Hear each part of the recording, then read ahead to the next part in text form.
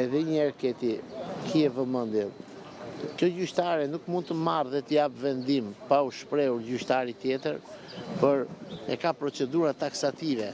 Pra, gjyqtarit të cilit i drejtohet kërkesa për përjashtim në atë moment nuk mund të marrë dhe të japë vendim. Kështu që ajo mundet të kryejë veprime administrative, grumbullon kërkesat, i mban aty dhe në varësi i kondicionuar nga vendimi i gjyqtarit do të shqyrtojë kërkesën për përjashtim, vijon gjykimin nëse kërkesa rrezohet, ose ja kalon gjyqtarit që do të shortohet në rast se ajo do të përjashtohet. Avokat, sot u përmbushin 6 muaj. Me kujdes. Nuk i ki. Në rast se gjykata një tut tjetër nuk e pranon kërkesën tuaj për përjashtim në gjyqtarë së timit paraprak, do t'i drejtoheni apelit apo do i bindeni vendimarrjes së kësaj gjykate? Atëre, sipas procedurës, kjo do të ankimohet bashkë me vendimin përfundimtar. Nëse ne do të kemi, ka një ngërç aty sepse thot ndaj vendimit të gjyqtarit paraprak nuk mund të bëhet ankim, por do bëhet një biçim ankimi, siç u bë nga prokurori me rastin e caktimit të detyrimit për paraqitje, ku mori atributet e gjyqtarit paraprak në apel, zoti Engert Kullumri. Zoti Gjokuta, të gjithë personat që janë të akuzuar kanë kërkuar pushimin e çështjes apo ka dhe nga ata që kanë kërkuar veçimin e çështjes? Sot kërkuan të gjithë përjashtimin e gjyqtares, çka të çonte konkluzioni që po, të gjithë kanë kërkuar pushimin. Avokat, sepse shkojnë bashkë ato këti. A ka kërkuar ndonjëri veçimin e çështjes? Po.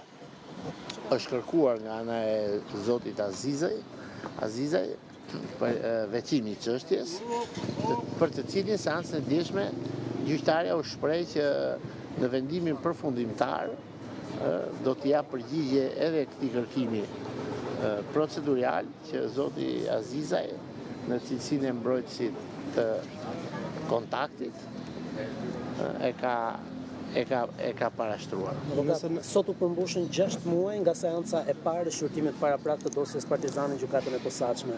Në rast se pranohet kërkesa juaj për përjashtim gjyqtares, do të thotë që gjithë ky shqyrtim që herën e parë zgjati 6 muaj do të nisë nga zero? Po ju e dini që një smur që del nga salla i pashëruar do detyrohet futet prapë në sallën e tij. Kush është smuri në këtë rast? Procesi. Kush e ka fajin? Po ju dini ndonjë rast që procesi shkelet, ligji shkelet nga i pandeuri? Ligjin e shkel prokuroria dhe gjykata. Ne kemi vetëm kërkim, ata kanë vendimarrjen. Nëse ju do të bini dakord që kërkesa e keqe pas sjell vendim të keq, po nuk i kemi këtë praktikë. Ti besoj e di mirë këtë. Në 5 maj, nëse Floriera Davilli do të jetë gjyqtare që do të marrë vendimarrjen, mund ta marrë në këtë datë vendimin? Atëherë, mund krijon kushte për të pritur apelin? Sepse po flasim në mënyrë hipotetike. Po nëse ajo do të vijojë, ne do të përfundojmë dhe atë procedurën sepse jemi në kërkimet përfundimtare. Pra i qëndroni 10 sekonda punë. Në këtë fazë jemi. Të shikojmë se ç'do të ndodhë. Pastaj gjyqtarja ka thënë, shprehur, nuk e di se sa konsekuente do jetë ajo në këtë qëndrim, por ma mendja që në emër të një gjykimi të gjithanshëm objektiv edhe në emër të një edhe etike, profesionale, ajo do të marrë një kohë të konsiderueshme për të vendosur nëse kjo çështje do të pushohet, do të kthehet në organin e timit apo do shkojë në gjykat. Kjo e zgjedhjeve nuk është eklipsi i diellit. Dakor?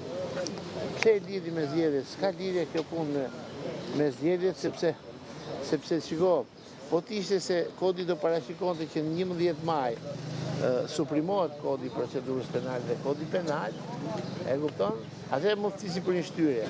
Nuk ndryshon kodi as përpara as pas zgjedhjeve. E kupton? Dhe unë besoj që ta janë shumë konsekuent në zbatimin e tij. Faleminderit.